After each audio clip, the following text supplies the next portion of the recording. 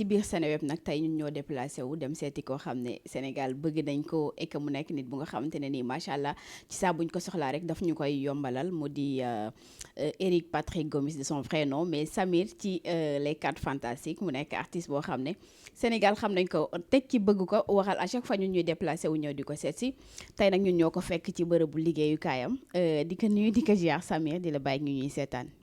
Bonjour Eva, salaamaaleykum internautes yi waa Seneweb ak ñëpp di seetaan seen chaîne. Vraiment ñu ngi leen di nuyu di leen sant di leen remercier aussi. waaw vraiment ci li ngeen di ma may opportunité mais mën a exprimer wu. Eric Correa. waaw. Voilà. Du rouge sur du rouge.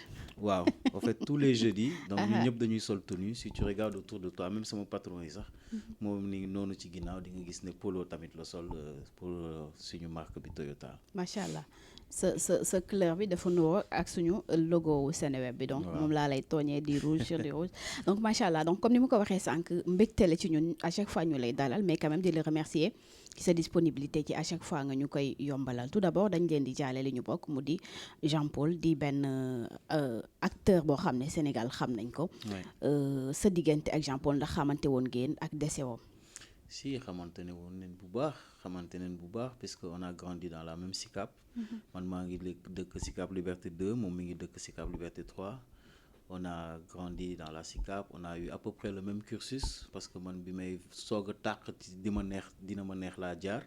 moom tamit il est passé à dina ma neex donc après on a fait donc les maisons de production ba tey ñu yegg fi ñu nar a yegg macha allah di remercier yàlla ci lu mu ñu may opportunité bi nga xam ne. du ñëpp ko am na ñu bëri ñoo xam ne bëgg nañu fël bëgg nañu feeñ mais après maintenant yàlla mooy décider quoi ak talent bi nga am léegi yow ngay mën a exprimer wane sa bopp. pour nga génn ci loo waaw. ci anam bi mu demee ak yan témoignage ngay def ci moom. waaw c'est un départ brutal.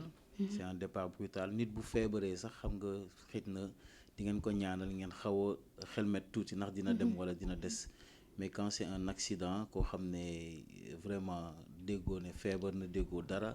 du jour au lendemain affaire bi kii la vraiment c'est un choc. c'est un choc qu'on a tous reçu quand on a appris donc le décès et l'accident déjà. yan témoignage ngay def ci moom ak yan relation ngeen amoon. waaw une relation de grand frère petit frère.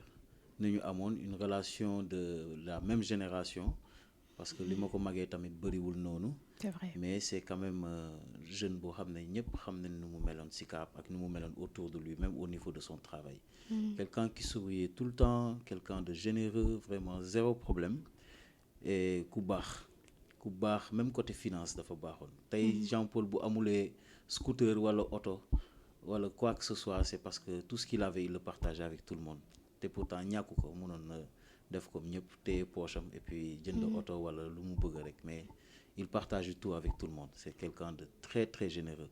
je pense que ñu ngi xool ci réseaux sociaux yi diffusion bu mu am par rapport à son départ des gens qui disent qu'ils ne le connaissaient même pas. ils le connaissent seulement à travers la télé. mais quand même départ bi metti na leen. c'est parce que li jóge ci xol mooy laal xol. moom dafa amoon xol bu baax donc c'est normal que son départ puisse toucher les gens comme ça. d'accord bi nga yëgee décès woom ban réaction nga am. j'ai pleuré parce que man maa ngi woon Bissau week-end bi donc bi may nekk ci yoonu di dem Guinée-Bissau nekk ma wax accident am. donc on était parti pour une prière donc on a prié pour lui là-bas à Bissau avec la communauté Jeune Espérance. léegi bi ñuy ñibbisi maa ngi yegg lundi à Dakar on est arrivé à 8h du matin. et c'est là que les appels ont commencé ma gis ay appels yu bëri parce que comme da ngay dépasser ay frontières. yenn saa yi doo am réseau. ay Gambie ay kii yëpp da nga koy dépasser donc doo am réseau. donc bi may dugg Sénégal donc bi may dugg ay booru 8h du matin da nga ma woo j'ai eu plusieurs appels. pour m'annoncer le décès donc ma femme m'a demandé qu'est-ce que j'avais Chantal mu fekk ma may jooy ma ne ko finalement Jean Paul est parti. oh ouais. Et malheureusement Sénégal yëguñu accident mais décès bi lañ yëg après la ñuy soog a wax ne que amoon na accident bu amoon ba bokkoon na ci ñi ñu doon ñaanal traite mais malheureusement yàlla ñëw ak ay dogalam. Ouais, mais bon les gens ont répondu massivement hein. Et je pense que ce n'était pas un problème de sang qui manquait, ce n'était pas un problème de moyens par rapport à la prise en charge aussi. Mais li yàlla dogal rek la parce que l'accident a été aussi très brutal. L'accident a été très brutal donc il a eu plusieurs côtes cassées donc vraiment c'était pas facile. D'accord. C'est un homme costaud.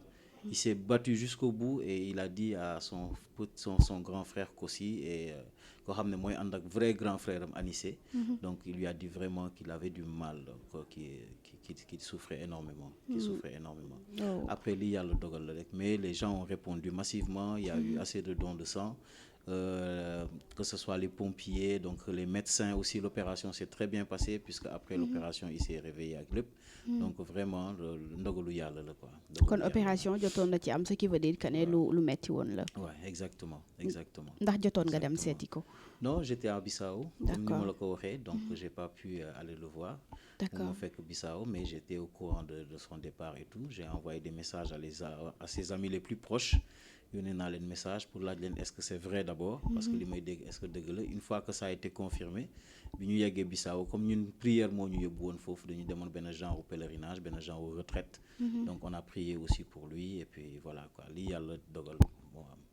Est-ce que da ngeen doon faral di partager déggante téléphone des fois ngeen bokk yenn milieu yoo nga xam te ne ni c'est purement professionnel, wala ngeen am yeneen relation yoo nga xam te ne ni Musuma voilà. bokk plateau ak moom dans le professionnalisme. D'accord. Musuma bokk plateau ak moom, on n'a jamais été dans les mêmes séries. D'accord. Ou dans les mêmes films ou dans les mêmes publicités. Mais je le fréquentais parce on fréquente les mêmes lieux. On va à l'église ensemble, on fréquente les mêmes lieux de soirée, donc les mêmes restaurants ak lépp quoi. Donc loolu yëpp dañ ko doon bokk et puis ñoo bokk Sicap bi. Su may dem di seeti sama yaay du ñàkk tamit ma croiser ko foofu mu toog ak booy koñ yi comme il avait l'habitude de le faire, mun na toog moom donc ci bopp koñ yi d'une vie très simple hein.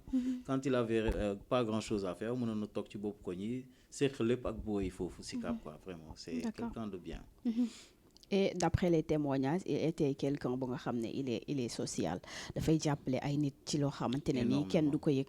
énormément loolu mooy li ma la doon wax sànq rek, tey su amulee oto wala mu nekk dans un luxe extraordinaire, c'est juste parce que moom lu mu am rek daf ko daan partager. waaw c'est à cause de ça vraiment, ça n'a pas de prix. xamuñu nee nañu tey ñu baax yi ñooy njëkk dem. C'est vrai. waaw peut-être que c'est à cause de ça que yàlla jël ko tamit. Yàlla na ko yàlla xare aljana, donc yërëm ko. Demee di enterrement bi, est-ce que Samir mën nañ ko fa xaar mu dem gunge ko ci këru dëggam. Si boobu c'est une priorité pour moi. C'est une priorité pour moi, donc sama famille bi yëpp dinañ fa nekk. Inch'Allah. Et je pense que famille Sicapam bi yëpp dina fa nekk. suba martyr de l'Ouganda defe naa moom bu muy feesee dina doon loo xam ne gëjoon nañ ko gis. waaw parce que les gens ont répondu massivement. Chaque jour nit yaa ngi ñëw ci prière bi, ñi ko xam ak ñi ko xamul, ñi nga xam ne dañ ko xamee juste télé sax dañuy ñëw toog foofu et puis à la Sicap ñëpp a ngi ñëw participer donc ci prière yi tous les jours ñu ngi def veillée de prière. Tey mooy nekk dernière veillée de prière bi et demain ça sera son enterrement. Merci beaucoup. Mu décédé donc mu commencé jur ay polémique. Tout d'abord ndaka nga gisee relation islamo-chrétienne bi nga xamante ne ni Samir sax des fois duñu foog ne chrétien la, wala Jean-Paul bi mu décédé la ñu bari di soog a xam ne chrétien la. Bon, moi je pense que la question ne se pose pas quoi, parce que aujourd'hui on a l'impression que la religion est là même pour séparer les gens, alors que la religion est là pour unir les gens. Léegi dans les deux sens di nga am chrétiens yu baax ak chrétiens yu bon, di nga am ay musulmans yu baax ak musulmans yu bon. C'est vrai. Donc ce qui fait que aujourd'hui yenn propos yi bu amee man du ma ci polémique, du ma ci dugg. Parce que je me dis qu'il faut avoir un certain niveau spirituel pour ngay mën a wax yenn wax yi pour blesser nit ki wala pour gaañ nit. Effectivement. Peut-être que kii wax loolu sax il ne cherchait même pas à blesser les gens. Mais il voulait juste faire un rappel. Il l'a fait peut-être au mauvais moment. Peut-être daf ko def benn moment boo xam ne qu'il ne devait pas le faire. Ou peut-être que c'est des gens qui n'ont pas reçu assez d'amour dans leur vie et qui pensent que tout doit être strict, noir ou blanc. Donc parce que suñu xoolee ci Coran bi am na yoo xam ne nit yi ñu ngi koy def. am na yoo xam ne nit yi duñ ko def. Donc si on doit seulement se baser sur ce que dit telle ou telle chose, est-ce que ñun tey dina nekkoon fii ñun ñëpp. Parce que je pense que la charia demande de couper la main à ceux qui volent, de couper la langue à ceux qui mentent. Te fii man gisuma fi nit boo xam ne du fen wala du sàcc, même bu dee benn beeku suukar. Donc il faut que ñuy baadalante di muñalante. Nous on a la chance, nous chrétiens, parce que soo demee école da ngay jàng tuuti ci islam. Mais le contraire amul. Donc les musulmans n'apprennent pas la religion chrétienne. Donc nous on a plus de chance de connaître la religion musulmane et d'avoir beaucoup plus donc d'appréhension par rapport à ça. Donc ce qui fait qu'il y a plus d'amour, il y a plus de compréhension et autres. Donc pour man ñàkk xam rek la mais ce n'est pas je ne pense pas que la personne l'ait dit dans un sens méchant pas dans un sens méchant parce que fii Sénégal kër famille boo munti dugg di nga am au moins benn chrétien ak benn musulman ñoo xam ne ñoo bokk famille te loolu moom ñëpp mun nañ ko seede fii Sénégal donc mënuloo bañ a ñaanal nit ki juste parce que vous n'êtes pas de la même religion mënuloo bañ a jàppale nit ki nar a dee juste parce que vous n'êtes pas de la même religion mënuloo bañ a jàppale nit bu xiif juste parce que vous n'êtes pas dans la même religion je ne pense pas que islam loolu lay woote. et sa xol mënul yëg naqar ci nit bu décédé parce que chrétien la aussi parce que bu ñu déggee que Jean-Paul il est décédé Sénégal yëpp ñoo bokkoo jooyoo ko parce que au-delà de chrétien bu mu nekkoon na ko xam te ne ni Sénégal bëgg nañ ko quand même.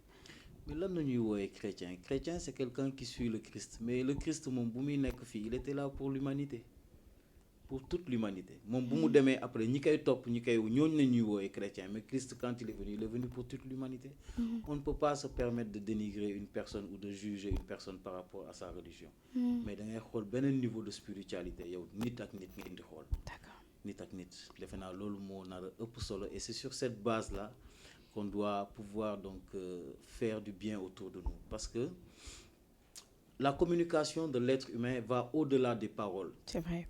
L'homme communique 80% beaucoup plus avec son corps qu'avec les paroles loolu tax gémmiñ moo gën a tuuti ci li nga yore ci sa cër yëpp et ce qui fait que c'est par des gestes qu'on doit pouvoir savoir kii ku baax la par des gestes par yow li ngay def autour de toi la bonté ta générosité le partage le sacrifice de soi le don de soi fu nañu xamee kii ku baax la et c'est à travers ça que les gens ont envie de te suivre c'est à travers ça que les gens ont envie de suivre Mohamed c'est à travers ça que les gens ont envie de suivre Jésus-Christ parce que ñoom pas seulement li ñu doon wax mais li ñu doon wax dañ ko daan def tamit donc dans le gestuel dans la pratique de tous les jours nañu defante lu baax di waxante lu baax di mayante di jàppalante xam nga c'est ça pour moi le geste est beaucoup plus important que la parole. ça te fait quoi wala lan nga yëg au fait bi nga déggee polémique yooyu jullit du ñaanal chrétien du ñaanal jullit et que yaa ngi koy wax léegi affaire bi ci xol la ak gëm-gëm bi.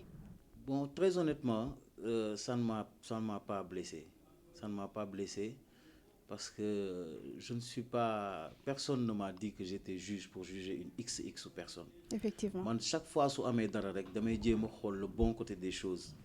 Donc comme je l'ai dit tout à l'heure je ne pense pas que cette personne l'a dit pour blesser les gens wala pour jéem a indi xiiroo wala ŋaayoo entre musulmans ak chrétiens il l'a fait peut-être au mauvais moment mais je ne pense pas peut-être ñàkk xam la ñàkk xam la mais man je ne peux que parler de ma religion parce que je ne connais pas la religion musulmane je connais ma religion donc je sais que ñun suñu la tooñee da nga nar a baal nit bu la sàccee da nga ko nar a may lu mu jël nit bu la lebalee xaalis tant que moom waxu xaalis bi yow waroo ñëw di ko laajte xaalis bi kan la lay fay soo amee ñaari yére nga xool ko amul benn yére da nga ko nar a may deuxième yére bi et je parle d'être humain waruñu xool kii chrétien la wala kii musulman la nit bu gaañoo da nga ko nar a ñaanal pour yàlla baal ko ay baakaaram xare ko àjjana et ainsi de suite donc man sama bos laa xam te man loolu lay def. D'accord. Maintenant kooku peut-être que pour moi je ne pense pas qu'il voulait peut-être blesser les gens ou quoi que ce soit mais c'est quelqu'un qui a peut-être un manque d'amour chez lui peut-être que ses parents l'ont éduqué de cette manière-là donc c'est à nous aussi de montrer le bon chemin parce que ñun tamit suñu naree ñëw riposter par la haine wala riposter par des mauvaises paroles essayer de blesser aussi cette personne-là lui il va se donner raison donc finalement il va se dire comme moom lu mu nekkee kon dëgg la war nañu jàppalante entre ñun donc nous chrétiens on est obligés d'absorber comme une éponge ce que les gens nous disent et de montrer plus d'amour envers ces gens-là mais pas de montrer de la haine ou de montrer ou de dire des paroles yoo xam ne elles sont blessantes c'est pas notre rôle. Et en retour boo leen ko defee mën na jur leneen lu nga xam ne après voilà. Et c'est pas le but c'est pas le but vraiment. D'accord. Le but c'est de vivre en symbiose de vivre ensemble loolu mooy c'est ça le but de toute religion. Le but de toute religion c'est d'amener la paix d'amener la symbiose entre les hommes et les femmes et qu'on puisse vivre ensemble dans le social. D'accord. Mais si toutefois maintenant on utilise la religion pour séparer les gens alors notre niveau de spiritualité est vraiment bas. D'accord ndax mën nañu xaar tey jii Samir mu jiite wala mu dox ci tànku jéego acteurs yëpp wala ñi nga xam ne sekkoon nañu jàmm ci maison de production yi parce que Jean-Paul nekkul woon Marodi kese mu ngi woon Yvonne Prod joué na ci yeneen maison de production comme ngir rendre ko hommage pour wane ne que vraiment am na foo leen ko tegoon wala am na loolu leen sekkoon ak moom. Ouais. J'ai pas trop bien compris ta question. ndax mën nañu xaar tey jii benn hommage bu nga xam te ne nii si acteurs yi lay jógee ci différentes maisons de production yi nga xam te ne nii jaar na fa mais comme Samir laa jàkkaar lool est-ce que Samir pare na tey ngir dox loolu ci benn hommage boo xam ne di ngeen ko rendre Jean-Paul. Ah oui, bien sûr, parce que démb rek Fred mu ngi ma doon woo donc di ma wax ci loolu. Il faut vraiment qu'on essaye de faire quelque chose pour rendre hommage à Jean-Paul. Donc peut-être voir toutes les maisons de production dans lesquelles liggéey na foofu. ñu mën a xool ndax mun nañu organiser benn gala wala quoi que ce soit donc en l'honneur de Jean-Paul et que ces revenus-là soient reversés directement à sa famille. Donc voilà, hier on a tenu une conversation avec Fred mooy Cheikh Gadiaga. Donc pendant au moins une quinzaine de minutes on a discuté de ça et on parlait aussi de dire aux maisons de production de créer une mutuelle. Une mutuelle dans le sens où lépp loo liggéey chaque fin du mois wala lépp loo liggéey ak par rapport ak sa cachet bi ngay am dafa am benn mutuelle boo xam ne da nga ko fay verser benn somme pour que yow chaque fois boo amee feebar wala boo naree dugg hôpital mu xam ne dafay am benn prise en charge directe boo xam ne gars yi dañ lay jël comme une assurance maladie boo xam ne lay jël en charge directe parce que tout le monde n'a pas le même statut. am na ay acteurs yoo xam ne ils sont très très bien payés il y en a d'autres qui sont pas très bien payés mais cette mutuelle là servira à tous les acteurs nga xam ne tey soo déggee yenn acteurs yi dans quelles circonstances nañuy décédé yenn saay surtout ñu mag yi ñi nga xam ne voilà ñu nekk ci feebar ba nga xam ne seen famille du ñu am moyen ñëw sax pour fay hôpital c'est dur et que au final dañ leen di mujjee di defal ay cagnotte. Voilà c'est très difficile c'est très difficile donc balaa ñuy yegg foofu ñun nga xam ne tey yàlla may nañu kattan on est encore jeune. C'est maintenant qu'il faut réfléchir à notre avenir. Parce que plus ngay jëm mag, moins les gens auront besoin de toi à la télévision. Et après, tu vas te retrouver sans contrat. Donc, dina am moment yoo xam ne moyens financiers yi ngay am tey doo ko am suba. Donc, c'est aujourd'hui qu'il faut préparer ton futur et essayer de voir des mutuelles ñi nga xam ne des microfinances yoo xam ne ñi ngi fii ci dëkk bi. lu ñu mën a liggéeyee ak ñoom dans ce sens-là yow saa yoo laalee cachet wala chaque fin du mois ngay verser mutuelle boobu. xam ne bés boo feebaree hôpital boo munti dem wala dispensaire boo munti dem tu es pris en charge automatiquement en montrant tout simplement cette carte là gars yi xam ne kii lu ñu ko munti faj wala lu ñu mën a def ci moom gars yi dinañ ñu fay donc on le prend directement amul xaar waaw au moins parce que loolu mooy gën a rafet nit koo xam ne bégal na la xamal na Sénégal fépp ci àdduna mu dem après ci yenn conditions yi di décéder vraiment c'est touchant. D'accord. C'est touchant. Merci beaucoup sànq yaa ngi wax ci sa biir yi wax que yéen am ngeen sensu bu ngeen nekkee jeune donc ñu jàngal leen tuuti ci côté islam maanaam ci côté jullit bi si ban sens lañ leen koy jàngalee. Mais à l'école ça fait partie du programme de l'école de l'éducation. Si tu rentres dans l'histoire histo-géo même quand on te parle quand l'islam quand les islamiques étaient en train donc de gagner certaines terres et tout ça là. Bon, j'ai un peu perdu sama histo-géo mais je sais que ñëpp Sénégal soo defee primaire ba ngay waaju dugg secondaire loolu bokk na ci li ngay jàng. D'accord. Donc ñun am nañu chance boo xam ne mën nañu jàng tuuti ci islam quoi. D'accord. Ok ban message ngay lancer jeunes yi tey jii par rapport ak polémique bi fi juddu ak aussi dañuy gis fréquemment ay jeunes yu nga xam ne dañuy décédé que ça soit muy ko ñu xam ku ñu xamul et que ban message ngay lancer par rapport ak fi réew mi toll situation réew mi et que dañuy gën di jege dee mais quand même réew mi à chaque fois da nga fiy dégg yoo nga xam te ne nii par rapport ak polémique bi nit décédé au lieu que ñu concentré wu peut-être ci suñu vie ndaka la ñu mën a def ba ëllëg yàlla jéggal ñu mais dañuy créer benn polémique. Bon, je pense qu'aujourd'hui les consciences devaient d'abord commencer par les parents yi ñoom ban éducation nañuy jox seen doom yi lan nañuy jàngal seen doom yi donc foofu la nar a tàmbale si tu apprends à ton fils à donner de l'amour yow sa doom day donner toujours de l'amour dina xam sur à telle situation naka la koy gérer parce que aujourd'hui man sama doom yi bu fekkee ne kontaanuñu ci nguur bi ñu bëgg beneen nguur man duma leen jàngal toj wala yàq parce que loo fi toj loo fi yàq dinañ ko dugalaat ci sa fay après yow yaa koy fayaat rek c'est toi qui vas encore payer les taxes pour qu'on reconstruise et ce qui fait que chaque fois sa dëkk day delluwaat ginnaaw et ku ñëw ku bees day nekkaat di reconstruire yoo xam ne loolu da ngeen ko tojoon on recule donc on n'avance pas Mais par contre, le système nous a permis de pouvoir changer les choses avec une carte de lecteur et de changer la personne. Si toutefois on ne veut plus de cette personne-là, on va voter au moment voulu. Nous devons voter, nous devons placer quelqu'un. Donc ça, c'est une éducation à avoir. Mais si toutefois, moi, Eric, je me permets de vouloir faire sortir Eva de force, bu ëllëgee man bu ma toogee dama nar a nangu ne man tamit war nañ ma mën a génnee de force. Et loolu mooy tax donc indi éducation. Si on a mis ici des bases et des structures yoo xam ne loolu leen nar a gérer, c'est parce que c'est pour que le pays aille de mieux en mieux. Donc structure yooyu dañ ko nar a suivre. su ma waxee Eva moo fiy toog 5 ans, Eva na toog 5 ans, su paree ñu génnee ko teg fi keneen. Mais yëpp ci structure boo xam ne signé nañ ko depuis le départ, ñu ñëpp ñoo toog ñu signé ko depuis le départ. Et quant à suñu déggee par exemple des propos yoo xam ne au niveau de la religion yoo xam ne da lay blessé, moi j'appelle toujours à la paix. Il ne faut jamais riposter par la haine ou par des mots blessants. Nit ki c'est pas parce que daf la gaañ yow tamit nga koy jéem a gaañ. Yow vous n'avez pas la même vie, xamoo nit ki nu mu màggee, xamoo ban éducation la ko parent bi am, xamoo moom lan lañ ko jàngal. Peut-être c'est ce qu'on lui a appris moo tax moom mu foog ne que moom noonu la nar a réagir. Mais yow si yow mu def la lu metti, yow ngay ñëw di ko won mbëggeel, mu lay won ñu metti nga koy won mbëggeel, mu lay tooñ nga koy baal, finalement moom dina dem ba bàyyi la. Je vais vous raconter une histoire. Vas-y. Il y a un scorpion boo xam ne dafa nekkoon ci benn flaque d'eau muy waaj a lab.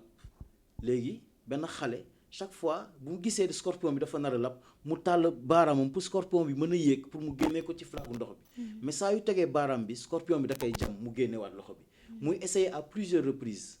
Léegi benn paa bu doon romb mu ne ko da ngay jël benn bant nga tàllal scorpion bi, mu jël benn bant tàllal scorpion bi jam bant bi yéeg ci kaw, après mu mun ko déposer feneen. Tout ça pour te dire, le scorpion ne voulait pas lui faire du mal, mais moom c'est sa nature d'être comme ça. Nature du scorpion moom mel noonu, mais la nature du gosse c'était toujours d'essayer de le sauver. Donc il faut toujours trouver un moyen subtil de pouvoir ramener les gens à l'amour et non pas leur rendre la haine, parce qu'ils vont penser que c'est ça qui est normal. Mais ce qui est normal, c'est qu'on s'aime les uns les autres. D'accord. loolu moo normal. dañuy génn ci point boobu donc dem si beneen point bu ñu xamee Chamir mu di benn acteur boo xam ne moom it Sénégal apprécié nañ ko. Comment tu as fait pour réussir cela? Parce que dañuy gis beneen Chamir, il paraît que da nga métamorphosé wu complètement. Tu es drôle. Chamir bu sérieux bi ñu xamoon gisatuñu ko, lan la en fait? Da nga jàpp ne comédie bee gën a dox. Non, Samir bu drôle bi ça a toujours été là. Man maa ko doon bañ a génne de trop parce que ici au Sénégal on peut te caricaturer très très vite. Donc dire que celui-ci c'est un acteur qui peut faire que de la comédie. De la comédie, oui. Et j'ai pas envie de faire que de la comédie. Donc je suis un acteur boo xam ne j'ai envie de toucher à tout et de faire plusieurs rôles. Je crois que j'ai eu à le montrer de Dina ma neex jusqu'à aujourd'hui. Donc ñu nekk ci les 4 Fantastiques, où les gens vraiment se sont dit on n'avait jamais vu Eric de cette manière-là. Mosuñu gis Samir bu mel nii. Et année bi vraiment Samir yow yaa yore affaire bi quoi, waaw, vraiment. Donc juste pour dire qu'un acteur complet devrait pouvoir faire toutes choses. Mais par peur, on n'a pas envie parfois de montrer trop de comédie. Après, da nga lay bloquer foofu. Et si tu regardes bien, même les très très grands acteurs, ceux qui ont réussi à le faire, il n'y en a pas beaucoup. On peut voir un Will Smith boo xam ne il faisait de la comédie. Il a commencé comme ça, mais dans ses premiers films où il devait être très très sérieux, où il devait faire du dramatique, donc foofu on avait du mal à le voir donc autant sérieux. Mais après on s'est habitué à ça, plus ñu koy gars yi les réalisateurs lui faisaient confiance, donc plus muy wane donc lu mu mën par rapport à des rôles beaucoup plus dramatiques, beaucoup plus sérieux que de la comédie. Parce que dañuy gis à chaque fois booy def comédie am na kuy taxaw pour recadrer la, maanaam du la bàyyi nga yeggale. Par exemple Malcolm dafay fekk benn Samir mu commencé di def comédie, donc daf koy stoppé ci moment boobu. Ndax loolu mooy li nga wax léegi que duñ la bàyyi nga def comédie bi carrément pour nga génn peut-être ci beneen Samir bu nit ñi xamoon, mais daf lay recadrer waat andiwaat la donc ci plan bu nga xam ne dafay sérieux. Non, même pas. Bon, ça c'est des choses yoo xam ne dañ koy bind déjà à l'avance. Okay. Mais Malcolm ne va pas dans ce sens-là pour me bloquer ou quoi que ce soit, hein. Donc juste que c'est des scénarios yoo xam ne dañ koy bind ba pare ku nekk xam nga lan nga nar a def ak fi nga nar a yem. Donc noonu nañ koy defee. Donc après maintenant c'est le feeling, hein. Après ku nekk ay am sa feeling xool ni ni nga la wax base bi nga la jox yow noo koy génnewee yow léegi feeling bi quoi. yow sa feeling lan la en fait parce que ñu bari yaakaaruñ nañ ne dégguñu olof ba ci say parole des fois da ngay wax olof boo xam ne nii sax dafay reetaanlu en fait ndax ngay def réussir texte yi yenn paroles yi nga xam ne c'est en wolof ak feeling boobu noonu ndax ngay fexee ba li ñuy wax naan feeling baa ngi tuuru yow sa feeling forcé woo ko dafay ñëw naturellement. waaw mais bon bu leen fàtte ne booy Sicap la fii laa màggee fii laa yaroo dégg wolof bu baax donc français bi da ñu ko doon jàngal kër ga parce que moom nañu jàng école tamit donc il faut ngay làkk français bu baax pour soo yeggee école nga mën ko bind mën a xam tout ce qui va avec, que ce soit la grammaire, le vocabulaire et malgré cela j'étais très très nul en français ñu ma bokkaloon école mun nañ ko témoigner donc waaw donc bu ñu leen fàtte ne donc booy Sicap la donc après ça vient naturellement et puis ñu ngi xool li am ci dëkk bi on regarde d'autres séries on discute avec les gens dans la rue ñu ngi toog suñu bopp koñ di waxtaan ak booy di xam yan moo xew xam nga booy li ñu nekk di wax genre affaire yooyu et puis on prend de tout le monde noonu nañuy amee feeling bi noonu ngay amee affaire bu naturel boo xam ne day ñëw sans nga forcer ko et puis voilà quoi da ngay déglu nit yi di waxtaan et puis ngay jël ku nekk ci lu baax rek. man moom sama épisode préféré Taaja Bon ba la. waaw Taaja Bon bi moom vraiment boobu mun naa wax réussir nañ ko. on y est allé de bon cœur et puis discipline la. liggéey bu la ko dénkee da ngay jàpp ne yow moomuloo ko.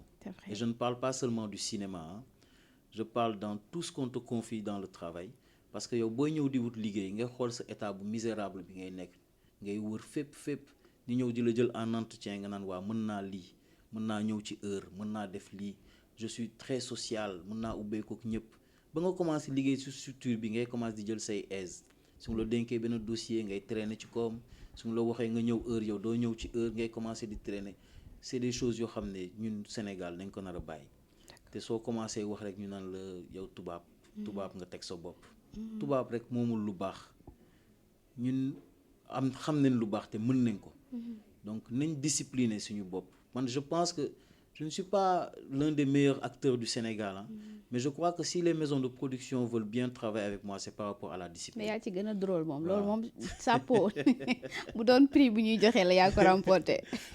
merci kon de maa ngi xaar prix boobu mu ñëw. face cassette de Samir. maa ngi xaar prix bi mu ñëw kon. inchallah en fait ndax du lay dal des fois nga toog di seetaan ak sa famille say épisode en fait doo xàmmee waat sa bopp wala daf lay reetaanloo sa soxna wala say doom. non man damay rus a seetaan ak nit yi gars yi bu ñuy seetaan les 4 fantastiques damay génn def sama yoon. si madame tamit daf koy seetaan dafay reetaan bon moom.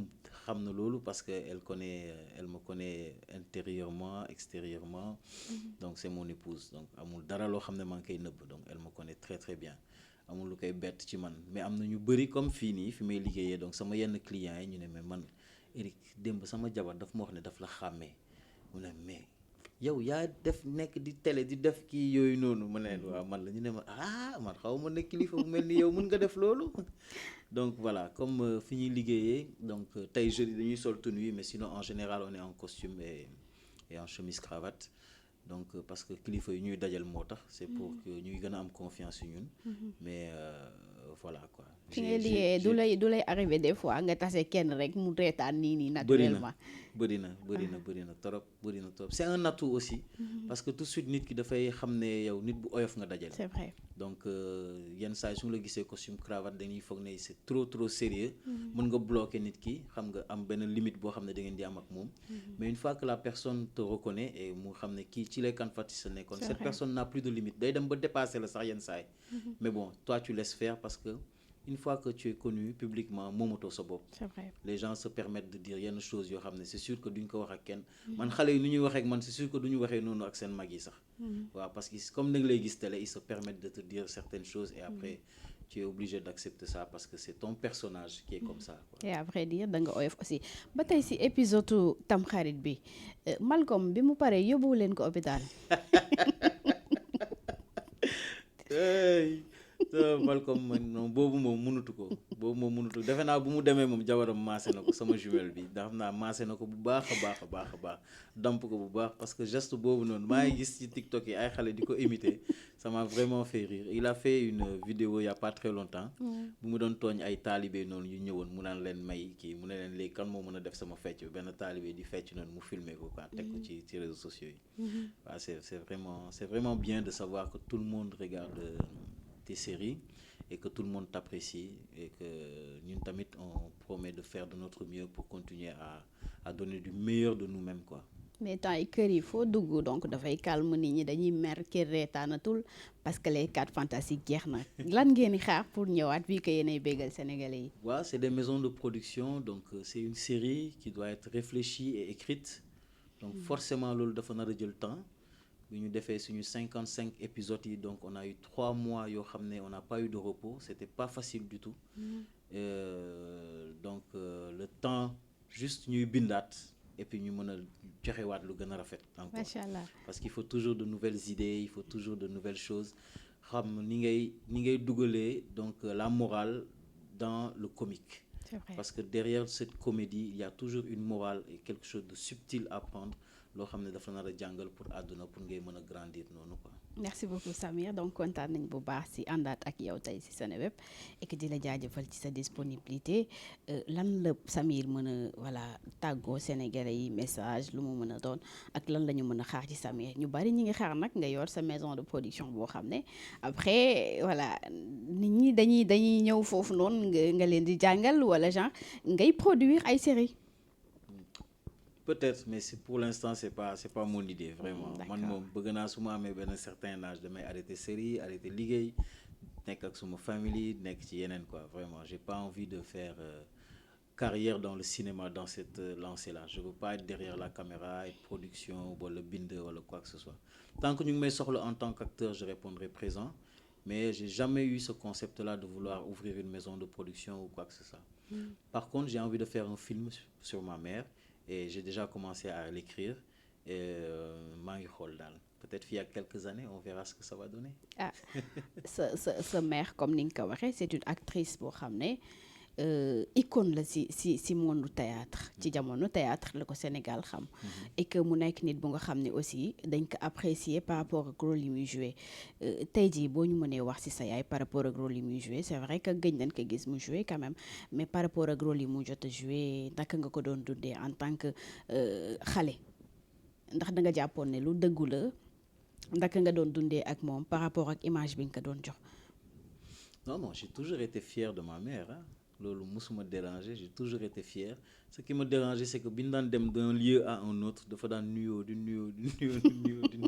xam nga soo nekkee xale loolu da lay énervé parce que yaa ngi yàkkamti yegg fi nga jëm tout ça là donc c'est la seule chose vraiment qui m'énervait mais j'ai toujours été fier de ma mère j'ai toujours été content d'elle de ce qu'elle faisait du bonheur qu'elle produisait autour d'elle et moi-même dama si daan profité ah parce que foo dem rek ñu naan ki doomu fii naa la ci laaj da ngay ose mbagg yi ci tout content yaayam mooy feeñ télé genre affaire yooyu parce que à l'époque il y avait pas grand nombre d'acteurs comme aujourd'hui et ça a toujours été une fierté mais voilà pourquoi je veux écrire un mémorial sur elle faire un film de son vivant pour mun ko gis au moins quoi.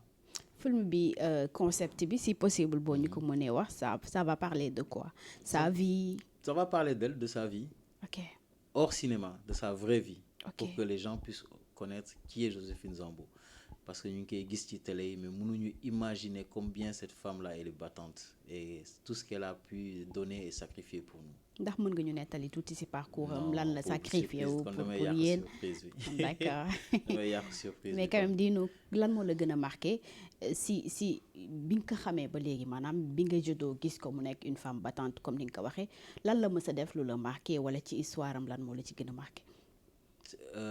sama yaay daf ñu gëm loolu daf ma mës a marqué malgré toutes les bêtises qu'on a pu faire gënuñu kenn Sicap on a fait les mêmes bêtises que tous les Sicapois donc on a fait plein de conneries comme les Sicapois mais ma maman nous défendait tout le temps même si elle savait qu'on avait tort elle nous défendait tout le temps et après en interne dinañu waxoon lii ak lii baaxul lii ak lii di leen ko def alors ce qui m'a vraiment marqué c'est qu'elle veut toujours le meilleur pour ses enfants fu mu munti dem fu mu munti voyager production fu mu ko munti yóbbu mère bi suy ñëw foog mu am lu mu indaaleel doom mi pour ñu mën a dox la tête haute et fièrement quoi.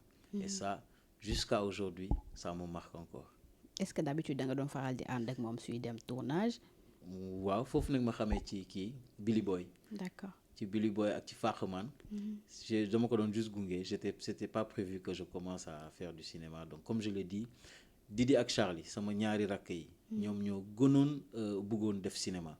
man j'étais pas trop concentré sur ça. J'ai commencé à travailler très très tôt à être serveur donc au Métis Sakana et ainsi de suite di dem de usine en usine di liggéey donc j'étais pas très très très cinéma donc affaire bi daf ma dab à partir de Dina ma neex donc après Pod et Marichou et ainsi de suite donc toutes les productions donc dans lesquelles j'ai assisté j'ai fait un peu de performance, on va dire ça comme ça. C'est et puis vrai. bon, ça a plu aux gens et on continue de m'appeler. Mais moi, j'ai jamais été promu à être un acteur, vraiment. Merci beaucoup.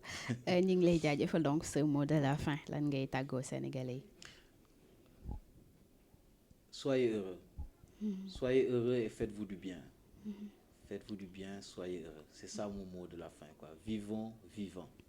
Voilà léegi dafa gaaw et que yal nañu yàlla defal jàmm donc ci Sénégal gi di la jaajëfal yow tamit jël nañ sa temps et ça nous fait plaisir que ñu fekk la fi ngay liggéeyee ñu gisaat beneen Samir tey duñ ne Samir Eric la ñu gis donc fekk ko fi muy liggéeyee et que kontaan nañ bu baax a baax ci dalal ñu di la jéggalu ci sa temps bi ñu jël di leen jaajëfalee ñu ngi doon seetaan ci Seneweb Omar Pène la àndaloon donc restez scotchés sur Seneweb pour la bonne suite de nos programmes di leen jaajëfal bu baax a baax jërë ngeen jëf